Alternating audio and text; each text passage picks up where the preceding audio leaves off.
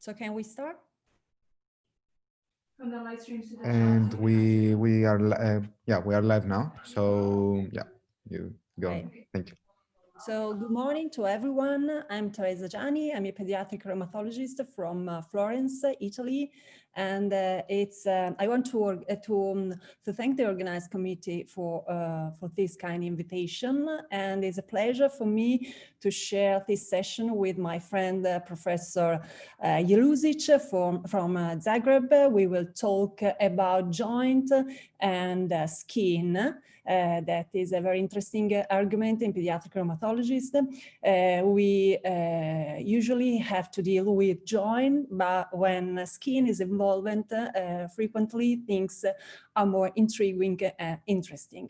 So I'm going to start with my presentation that is about psoriatic arthritis.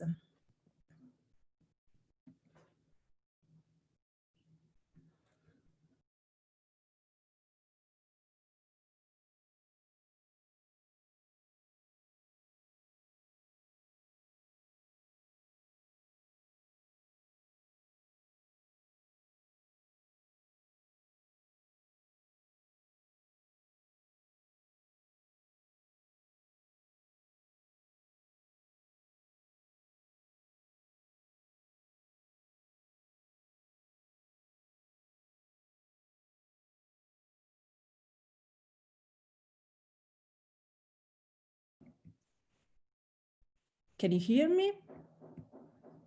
And can you see? Okay. So my talk is about psoriatic arthritis. Psoriasis is a common chronic immune-mediated inflammatory skin disorder, most affecting skin, but not only, and it usually involves until 3.5% of general population. Approximately 1/4 and 1/3 of this disease have the disease onset during childhood. And very frequently, there is a family history positive for psoriasis. Female-male ratio is... Teresa, we can't see your presentation. Okay. We don't see your presentation. Okay. Okay, so I start again, sorry.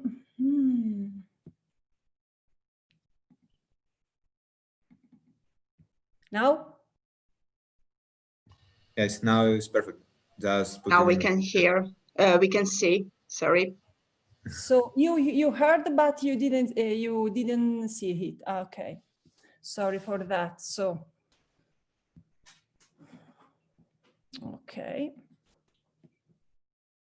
Now you can hear and you can see. Yeah, it's perfect now. Okay, thank you so much.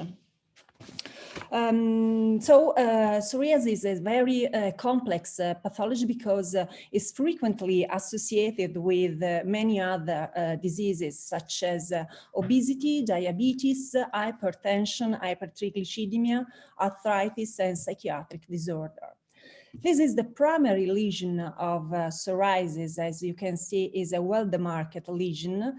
And the two characteristic colors are white and red. The red is done by inflammation, and the white is linked to the loose silver-colored scales. But the scales itself, it's variable, ranging from thick, massive scale to no scale at all, as on the left part of the screen.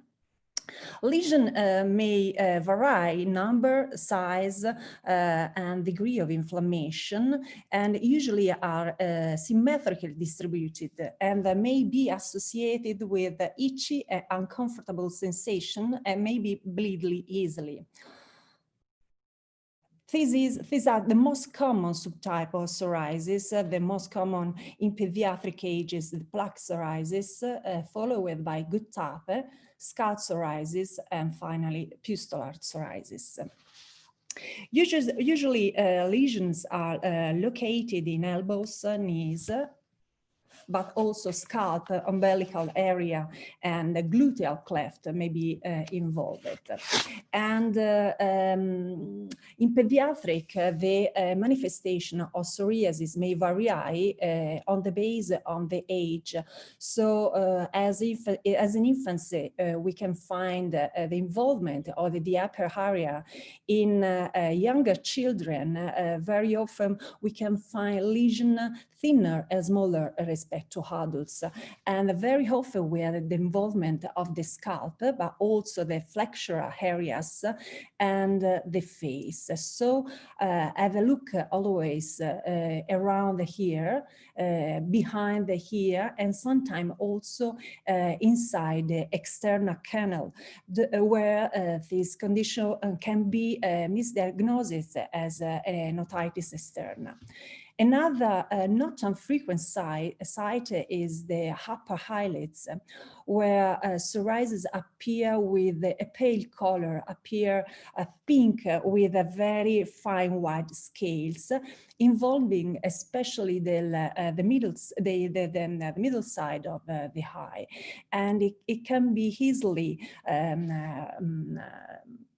misdiagnosed as a contact dermatitis. And another side that should always be observed are the nails, because they often reserve unexpected surprises. Nail psoriasis is very frequent, involving until half of adult patients and until 90% of patients who have psoriatic arthritis. But also in younger patients, the nails are frequently involved. We can see them in a quarter of the cases. And a clinical feature of nail psoriasis depend largely on the type of nail involved, and usually it's involved nail matrix or the nail bed. And we can have different, very characteristic, but not specific picture. For example, the involvement of the matrix often conduct to the well-known pitting, but we also can have leukonychia, red spots, or crumbling, while the involvement of the bed may create onycholysis, hyperkeratosis, or splinter hemorrhages. But when psoriasis meet joint is just that the condition of two coexisting disease, or is that a defined entity? Classification of children with GIA and feature of psoriasis challenged the research community for decades. And now the ILAR classification is the classification of the International League of Association for Rheumatologists, recognize psoriatic arthritis as a defined entity that comprise almost 5% of all the GIA subtype. The frequency and effect of psoriasis in children with GIA exceed of the psoriasis in the general population, suggesting that is a more than a chance association. On the basis of the ILAR classification, this disease is defined by the presence of arthritis and psoriasis, but psoriasis often develop later in children, so it is enough to have arthritis and at least two of the following signs: dactylitis, nail pitting, onycholysis, family history for psoriasis in a first-degree relative. In adults, psoriasis usually presents before arthritis, and 30% of adults with psoriasis develop an arthritis. The opposite is in children, where arthritis become before psoriasis, and arthritis precedes psoriasis in 60% of the cases. And often also we have to say that psoriasis in childhood may be unspecific, atypical, milder, or hidden, for example, behind the hair or in the scalp, Or in children treated for their arthritis, the marks may obscure the appearance of cutaneous lesions. If we have a look to the disease onset of psoriatic arthritis, we can observe a biphasic age of onset distribution with an early onset peak at 2-3 years of age and a second onset peak at 10-12 years. And this suggests that psoriatic arthritis is an heterogeneous condition. And in effect, to these two groups correspond also two different clinical presentation. Female patient with early onset psoriatic arthritis share with children with an oligoarticular arthritis many similarities. For example, the age at the beginning, the gender, because they are prevalently female patient, the presence of ANA, uveitis, and DR5. So we can think that maybe this is just one disease in some children with the association of psoriasis. But studies tell us that this is a different entity because it's more aggressive with an extension into a polyarticular disease with the involvement of small joints with a characteristic presentation of dactylitis, a more severe clinical course, a longer mean time to first inactive disease, more contracture and worse outcome. Also, the data from the Childhood Arthritis Rheumatology Research Alliance suggest that, show that patients with psoriatic arthritis have almost in a quarter of the cases radiographic evidence on joint damage despite conventional treatment. The late onset psoriatic arthritis show a male predisposition. Arthritis is a typical and oligoarticular arthritis with a less small joint involvement. And here we can find also enthesitis, axial involvement, the association with HL20B27 factor. And sometimes these patients also have a subclinical gut inflammation. Is true that this patient may be similar to those with the enthesitis arthritis, the hair patient, but with respect to them, they have less HLB27, less frequent involvement of sacroiliitis and hip involvement, and uveitis is more frequently a chronic uveitis rather than an acute uveitis. On the basis of the earlier classification, this patient who they develop later the signs of have less evidence of psoriasis may be misdiagnosed as error patient or undifferentiated patient.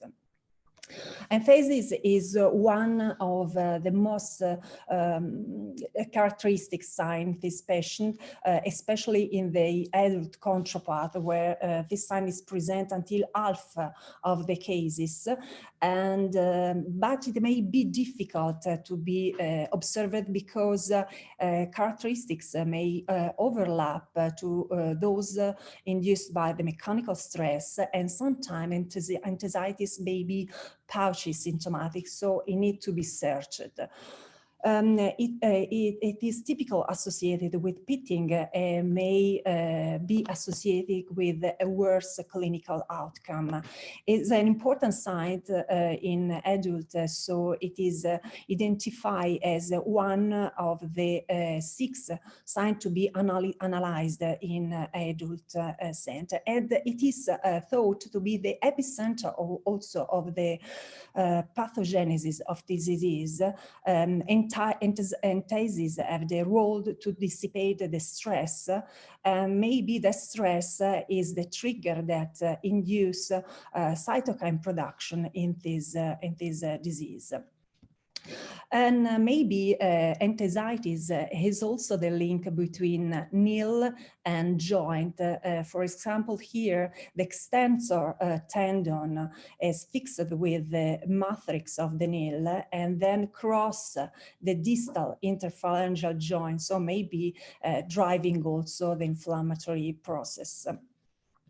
Dactylitis is a typical clinical feature of psoriasis, is a pan-digital disease, is a pan-inflammatory disease with the swelling of the entire digit, finger or toes, and it is very suggestive, even if not specific, of this condition. And it correlates with a worse disease and is frequently expressed until 50% in adult, until 30–40% in pediatric age. It may be the presenting sign, usually is asymmetric and frequently involve the feet. Maybe also in dactylitis we have the involvement of enthesis.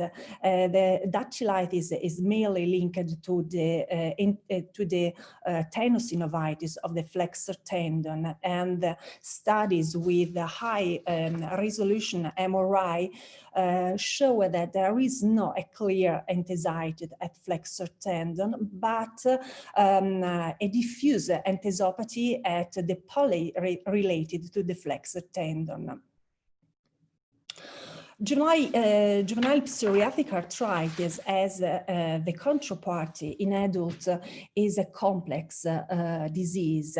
In adults, we saw that behind the involvement of joint and skin, this patient often have many other conditions such as cardiometabolic, IBD, and these have an important reflex in the outcome of this patient, also in the choice of the most appropriate treatment. But in pediatric, only some limited studies have been conducted to observe this correlation. And in this study, they have been studying more than 200 of psoriatic arthritis patients and more than 4,000 patients with only psoriasis. And what has been shown is that patients with psoriatic arthritis, respect to control, have more risk to develop inflammatory bowel disease, uveitis, diabetes, and depressive disorder. And comparing patients with psoriatic arthritis with those with psoriasis, only psoriasis without arthritis, the risk again is higher about uveitis, diabetes, and depressive disorder. So maybe an early identification of this risk condition could be critical to minimize the effect on future health of these children. But we have poor data about this. Only one study, but in pediatric psoriasis, analyzed the importance to create a set of guidelines to screen risk factor in this patient, and they obviously especially underline the importance to screen arthritis, depression, and anxiety. So in conclusion, the key points is that juvenile idiopathic psoriatic arthritis is an heterogeneous condition with its own entity. And this multifaceted aspect for sure make the disease very fascinating, but also suggests that much still needs to be understood about it. Remember the biphasic age of onset and the different features that correspond to them. And the psoriasis may be absent at the first visit of these children, but it may develop later. So search for it during the follow-up. Remember that it can be mild, maybe hidden behind the hair, in the scalp, in the intergluteal cleft, and of course observe the nails. I want to remember the intriguing role of enthesis in this disease, and finally the risk of comorbidity that should be intercepted and prevented as much as possible starting from childhood. So I want to thank you very much for your attention. I would like to send my greetings from Amsterdam, but I will send my greetings from Florence. So goodbye.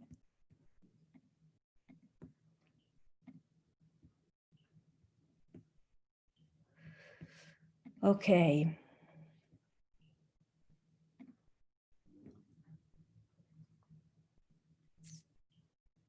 Okay, can you see Maria?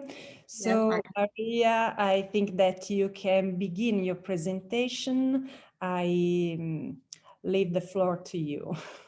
Thank you very much, Teresa.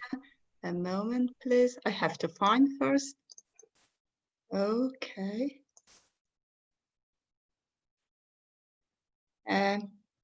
You can see my presentation? Yes. Can you see my presentation? Yeah. I can see Maria's presentation. Okay. Thank you, Teresa, for your kind introduction. My name is Marija JELUSIC. I'm pediatric rheumatologist and immunologist from Zagreb, Croatia.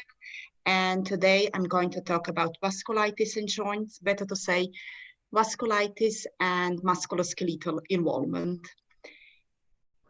So just to say that to make the diagnosis of childhood vasculitis is often very challenging, since the disease is multi-system in nature with mostly non-specific symptoms, such as conditional symptoms, fever, fatigue, myalgias, arthralgias.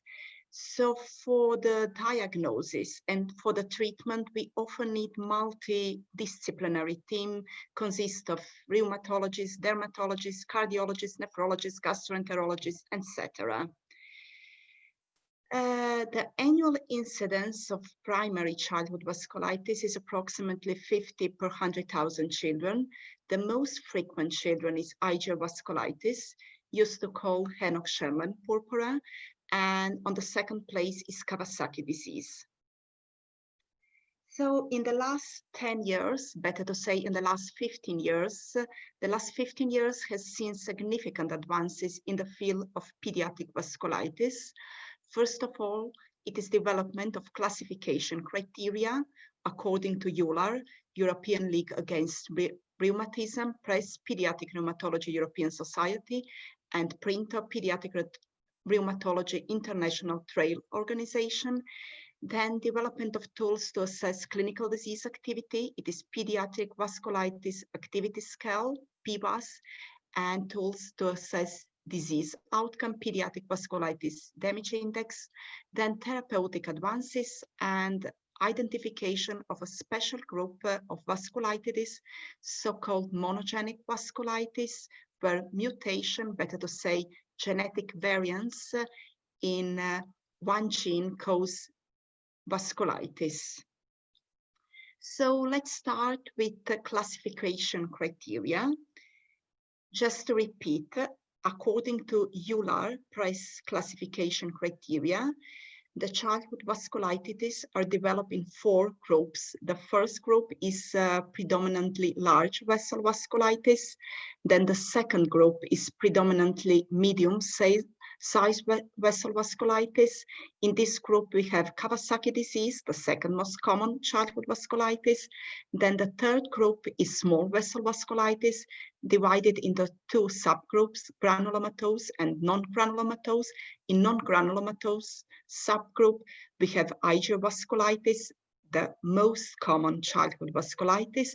And then the fourth group is other vasculitides.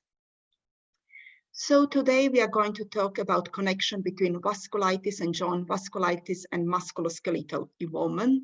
So first we are going to talk about IgA vasculitis and joints, then Kawasaki disease and joints, childhood polyarteritis nodosa and joints, and we are going to mention something between connection of musculoskeletal system and ANCA-associated vasculitis, Takayasu arthritis, and the Behçet disease. So regarding IgA vasculitis, the term Henoch-Schönlein purpura was replaced with IgA vasculitis, immunoglobulin A vasculitis in 2012 by revised Chapel Hill International Consensus Conference criteria. So what to say about IgA vasculitis? The most frequent childhood vasculitis, typically self-limiting disease with very good prognosis. The major cause of mortality and morbidity is renal involvement. So usually renal involvement develops within the first 3 to 6 weeks and almost in all children within the 6 months. The kidney biopsy is still the mandatory for the diagnosis of IgA vasculitis associated nephritis or Henoch-Schönlein purpura associated nephritis. The major clinical manifestation in IgA vasculitis are following. First of all, skin manifestation, purpura, it's mandatory criteria. Then arthralgia, arthritis is present in around 3/4 of cases, abdominal pain, cloaky pain in 50% of cases, and gastrointestinal bleeding in 20 to 30% of cases.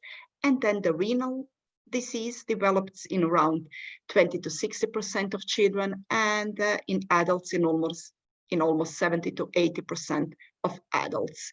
Among those patients, the chronic renal failure develops in around 10% of children and in almost 70% of adults. Just to repeat, for the classification/diagnosis, we use Euler printer press classification criteria. So the mandatory criteria is purpura on lower extremities, not related to thrombocytopenia, with at least of the following criteria: diffuse abdominal pain, arthritis or arthralgia, then renal involvement in a form of hematuria and or proteinuria, and biopsy showing predominant IgA deposition. If we perform the skinal biopsy, then the skinal biopsy show leukocytoclastic vasculitis with predominant IgA deposition. And if we perform the renal biopsy, then the renal biopsy showed glomerulonephritis with predominant IgA deposition.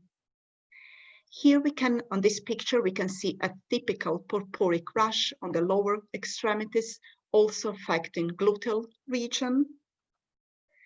And this purpuric rash can be diffuse, can be general. Also, purpuric rash can be necrotic with ulceration and the bullous. Here you can see necrosis and ulceration. In a younger children, typically we have in 50% of children, we can have the localized subcutaneous edema affecting feet and hand, and also periorbital region. So regarding arthritis and arthralgia, at onset of disease, arthritis and arthralgia is present in around 70 to 90% of patients. Arthritis is around 60 to 65, and this is the second most common feature in IgA vasculitis, of course, after the skin manifestation. Usually younger children up to 7 years of age are more at risk of developing arthritis, and there is no gender predominance. Mostly arthritis in IgA vasculitis is oligoarthritis affecting 1 to 4 joints, mostly large joints of lower extremities, such as feet and ankles. The major complaint in most of children with arthralgia is inability to walk. So affected joints have painful ranges of motion due to periarticular swelling, but the characteristic signs of arthritis, such as erythema, worm, and effusion, are often absent. Regarding ultrasound, we are all aware that musculoskeletal ultrasound is a very sensitive test for the diagnosis of arthritis and synovitis, better to say a very sensitive test for detection joint effusion. And in the joints of children with IgA vasculitis, ultrasound showed no fluid collection in a joint space and no, in a majority of cases, and no evidence of synovitis. So ultrasound can show subcutaneous swelling around the joints. So this finding suggested that painful joint swelling is the result of painful subcutaneous edema and not arthritis. So arthralgia is probably caused by swelling and edema of subcutaneous tissue around joints. In this picture, we can see a child with IgA vasculitis and pain in both ankle and knee. The ultrasound of tibial joints show no evidence of joint effusion, but diffuse swelling with increased echogenicity at subcutaneous area we can see on ultrasound. So just to repeat, the subcutaneous edema is other prominent sign of IgA vasculitis with frequency around 50%, mostly in younger children, younger than 3 years of age. And the majority is located in the extremities, mostly feet and hand, then followed by the head and neck. And the recent research showed that arthralgia and subcutaneous edema could be negative predictive factors for severe gastrointestinal involvement in patients with IgA vasculitis. Regarding the treatment of arthritis in IgA vasculitis, the majority of arthritis respond very well just on the rest, and we can also use a painkiller such as non-steroidal anti-inflammatory drugs such as ibuprofen. In more severe cases, we can use corticosteroids. The other immunosuppressive drug such as methotrexate, hydroxychloroquine are extremely rare in use. So what is important to remember for arthritis in IgA vasculitis? That arthritis is non-deforming, heals without any chronic damage. Arthritis does not cause any abnormalities such as joint erosion, and arthritis is less common with relapses. Kawasaki disease and musculoskeletal involvement. So just to repeat, the Kawasaki disease is the second most common childhood vasculitis. The incidence in Europe is approximately 8 per 100,000 children. In Asia, Japan is more frequent, with incidence around 360 per 100,000 children younger than 5 years, and in adults is only sporadic. So for classification / diagnosis, the major mandatory criteria is fever lasting for at least 5 days with at least 4 of the following criteria. This is bilateral eye injection, then oral mucus changes such as injected pharynx or strawberry tongue, then peripheral extremity changes, first including erythema and edema of hands and feet, then followed by desquamation, rash, and cervical lymphadenopathy. The cardiovascular features are the most important manifestation. So the coronary artery aneurysm occurs in 20 to 25% of untreated but also treated cases, and mostly in children younger than 1 year of age. The musculoskeletal manifestations are very common in Kawasaki disease. Although they are very common, the musculoskeletal involvement is not a major diagnostic criterion in Kawasaki disease. In a period before intravenous immunoglobulins, IVIG, the arthritis has been reported to be present in 30% of patients.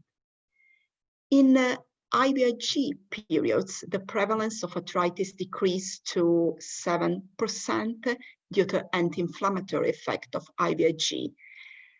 Arthritis is more common in older children.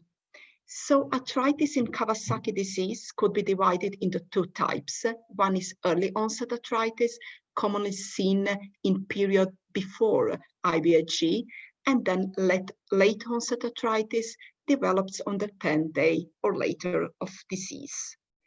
So regarding the early onset arthritis, as I mentioned, it was common in a period before IVIG, develops during the first 7 to 10 days and continues usually for 20 days, is mostly polyarthritis, including small and large joints. Early onset arthritis is often impossible to distinguish from systemic juvenile idiopathic arthritis. We all know that the major criteria for systemic juvenile idiopathic arthritis are fever and arthritis. So the early onset arthritis significantly correlate with severe multi-system disease, and the presence of early onset arthritis can be one of the signs of coronary artery aneurysm. Late onset arthritis develops on the 10th day of illness and lasts for 2 weeks to 8 weeks. It's usually oligoarthritis, affecting mostly knees and ankles.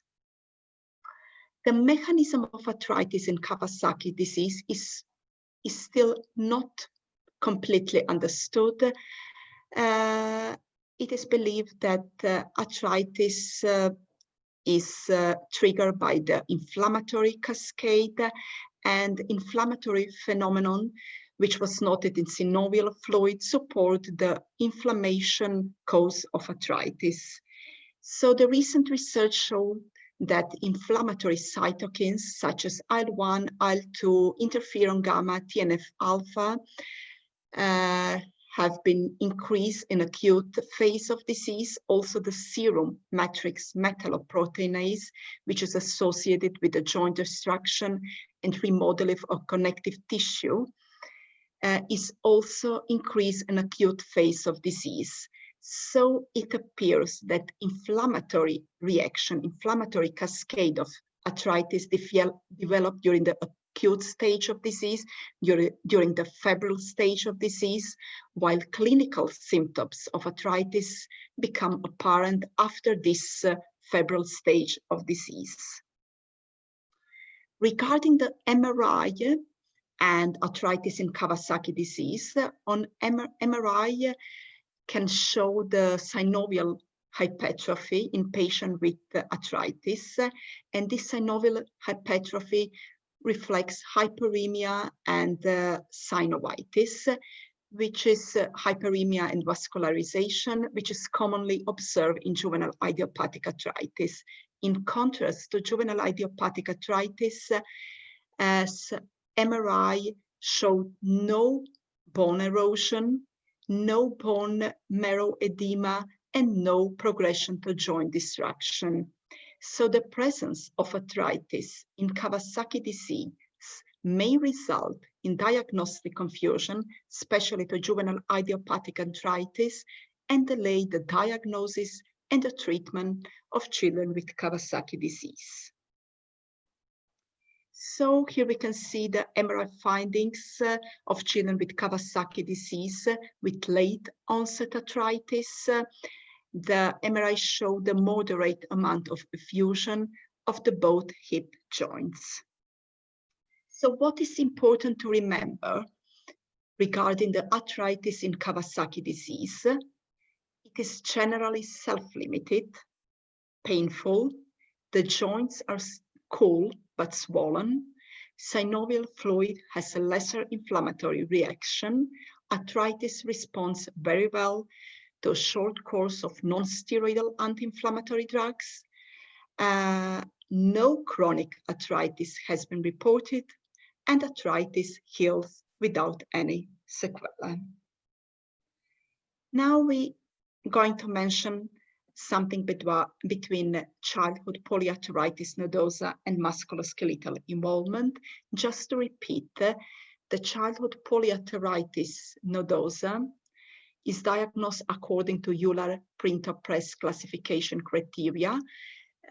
Patients should have one mandatory criteria plus one minor criterion. The mandatory criteria is systemic inflammation with angiographic abnormalities of medium or small size arteries, or histopathologic evidence of necrotizing vasculitis in medium or small size artery, plus one minor criterion, such as skin involvement, myalgias, hypertension, peripheral neuropathy, or renal involvement in a form of proteinuria and or hematuria.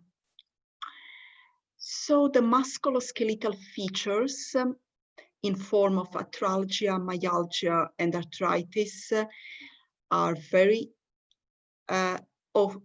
common in the childhood polyarteritis nodosa, mostly in a form of myalgia. Myalgias are present in around 30 to 70% of cases. Arthralgias are present in more than 40% of cases and mostly associated with myalgias. And arthritis are present in around 7% of cases.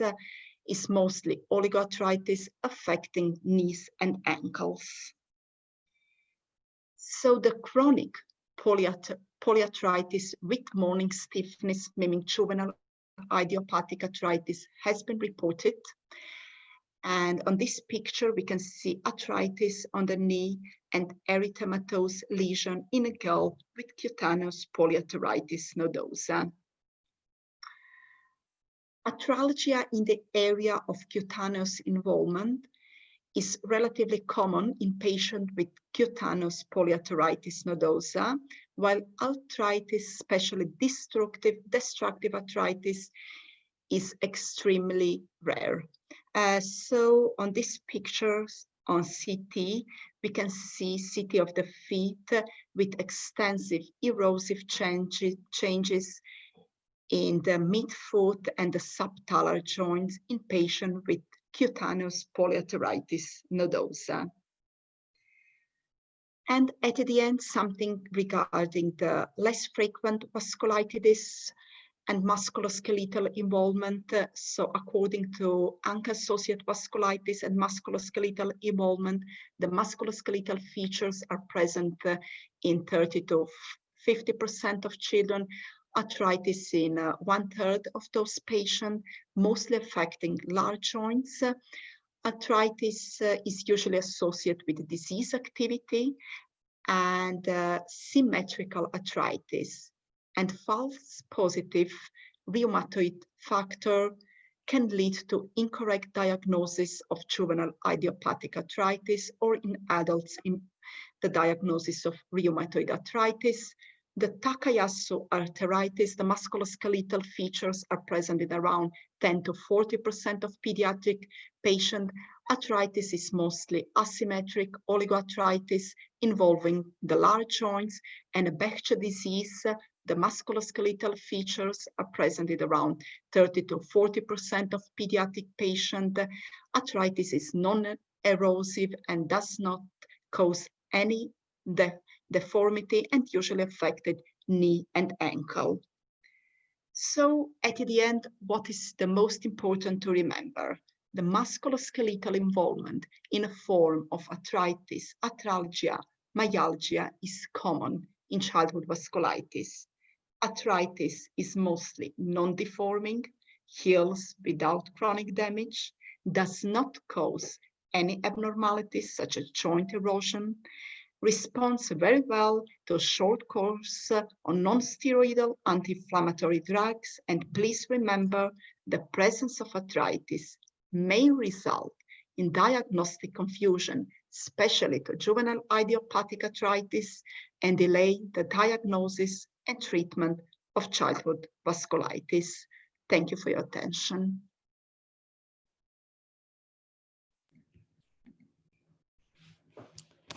Thank you, Maria, for the beautiful presentation. Very interesting to see how joints are involved in different vasculitis. So we have no questions.